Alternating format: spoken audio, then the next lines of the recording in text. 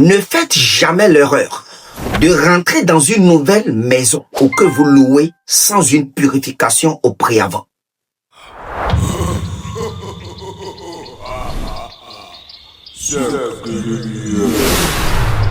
Il n'y a pas un sauveur quelque part, ni dans une religion qui viendra te sauver à part toi-même. Et la base, c'est d'abord l'éducation, la dignité, les lois et les frontières que toi-même tu te fais établir à respecter.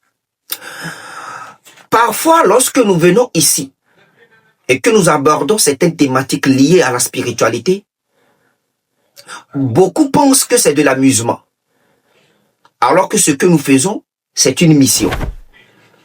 Et notre mission consiste à éveiller des consciences, à allumer la flamme dormante en vous, afin que vous arrivez comme cela à atteindre certains degrés et certaines dimensions claires.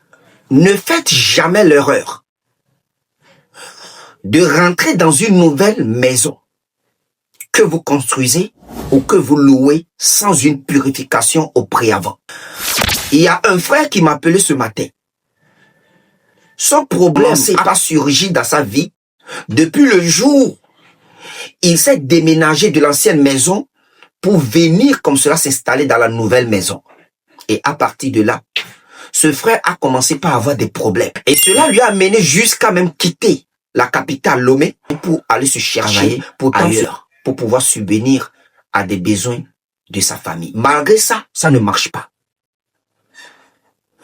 Vous savez, avant d'y rentrer dans une nouvelle maison ou dans une nouvelle location, vous devez comme cela faire ce qu'on appelle des purifications. Et dans la tradition et de la spiritualité négro-africaine, nos ancêtres ont développé des méthodes, des rites à leur connaissance pour vous aider. Et lorsqu'on en parle, vous prenez le temps de diaboliser, vous prenez le temps comme cela de vouloir salir ces rites-là. L'Afrique, là, n'est pas l'Europe.